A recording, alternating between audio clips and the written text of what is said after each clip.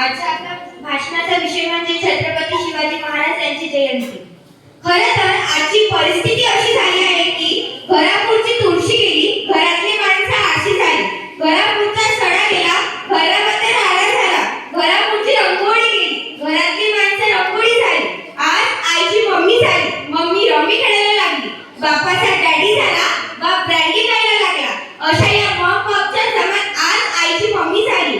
मग अशा या मॉम पॉपच्या जमान्यात आम्हाला लेकरांचा लॉलीपॉप कधी झाला, आम्हाला आमचेच कळते नाही, हो आम्हाला आमचेच कळते नाही.